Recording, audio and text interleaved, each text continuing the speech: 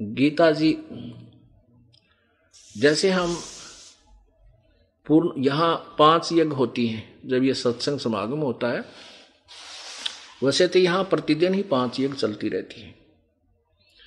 सैकड़ों की संख्या में श्रद्धालु प्रतिदिन आते हैं और इन 5 यज्ञ में वो सहयोग देते हैं।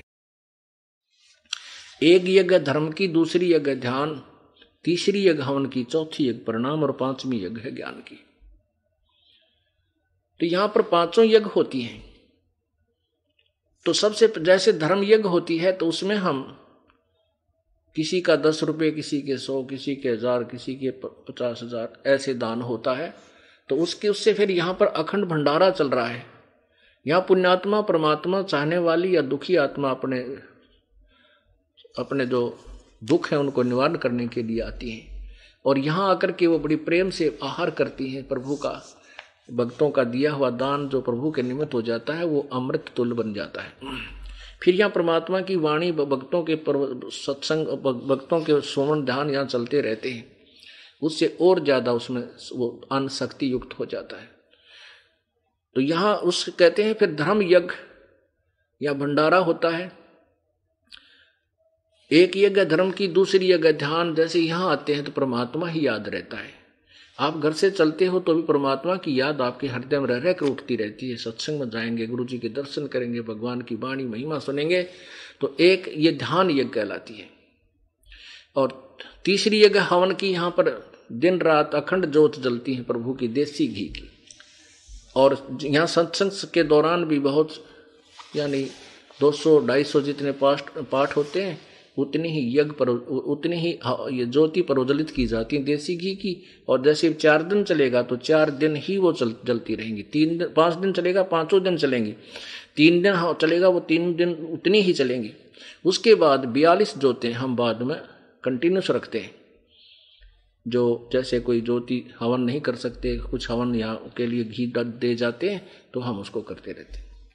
और चौथी यज्ञ प्रणाम, दंडवत प्रणाम प्रभु के निमित्त हम करते हैं। यह भी एक धार्मिक अनुष्ठान है, यज्ञ है। और 5वीं यज्ञ ज्ञान की, यहाँ सत्संग सुनाया जाता है और परमात्मा की महिमा का गुणगान गाया जाता है। तो ये सबसे पहले जब हम धर्म भंडारा करते हैं तो प्रभु का भोग निकालते हैं। परमेश्वर को, पूर्ण परमात्मा को प्रतिष्ठित, हम तो उसको प्रतिष्ठित रखते ही रखते हैं। वो तो हमारा है, मूल वही है, कबीर परमेश्वर, पूर्ण ब्रह्म। तो उसके निमित्त हम भोग निकालते हैं। उसके बाद शेष बचे हुए अन्न को हम वितरित करते हैं, सबको भंडारा रूप में या वैसे प्रसाद रूप में। तो यहाँ यही लिखा कि यज्ञ से बचे हुए अन्न, यज्ञ का अर्थ है शास्त्र अनुकूल साधना।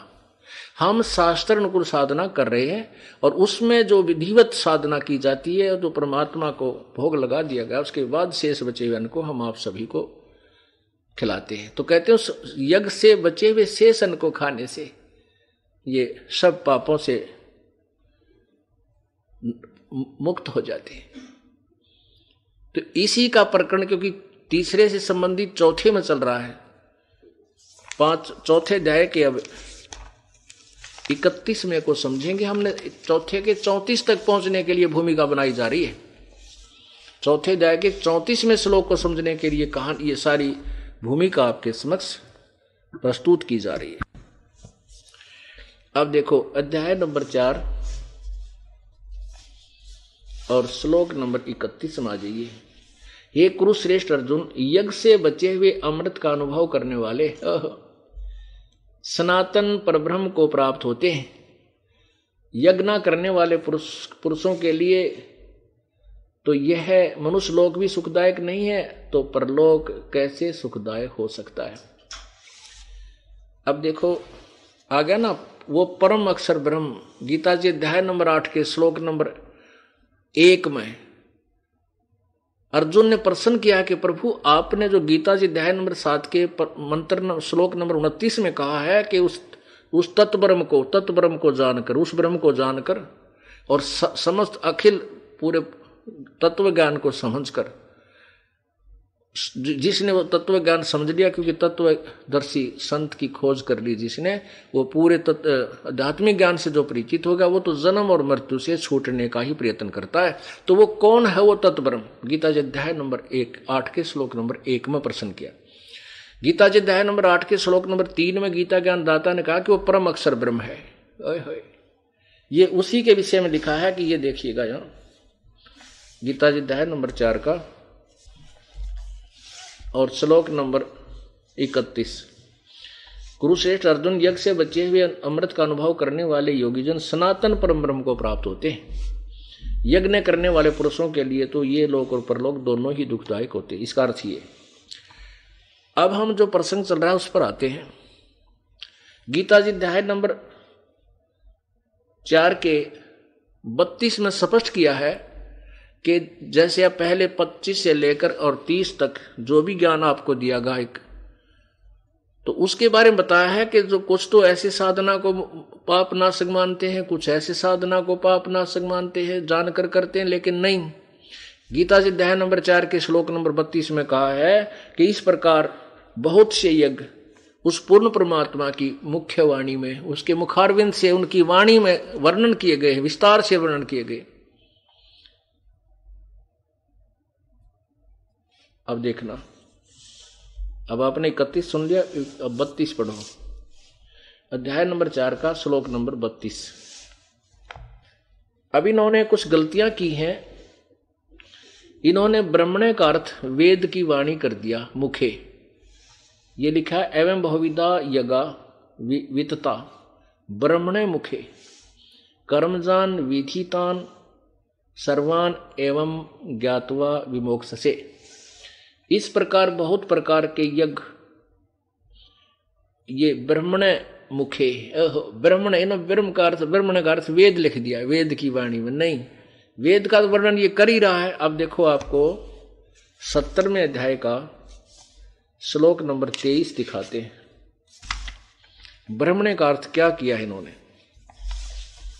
ये देखिएगा। अध्याय नंबर 17 श्लोक नंबर 23।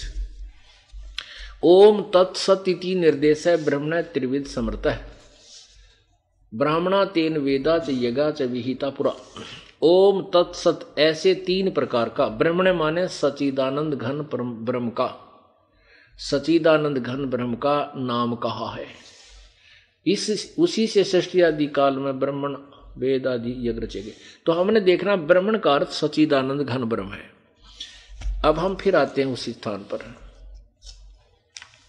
तो यहां ब्रह्मणे का अर्थ जो इन्होंने गलत किया है इसको हम ठीक करेंगे। अध्याय नंबर 4 के 32 में इस प्रकार बहुत तरह के यज्ञ वेद की वाणी नहीं, ब्रह्मण यानी सचिदानंद घन यानी पूर्ण परमात्मा के मुख्य माने उनके मुख्य ज्ञान में, उन्हीं के मुखारविंद से उच्चारित है वो वाणी, वो पूर्ण परमात्मा की वाणी में विस्तार से कहे गए हैं। उन सब को तू कर्म इंद्रिय और शारीरिक क्रियाओं द्वारा संपन्न होने वाले जन, उन कर्मों को आपने करना पड़ेगा, यानी ये साधना करनी पड़ेगी, भक्ति जैसे दान धर्म, इस प्रकार तत्व से जानकर तू उनके अनुष्ठान द्वारा तू कर्म बंधन से सर्वथा मुक्त हो जाएगा।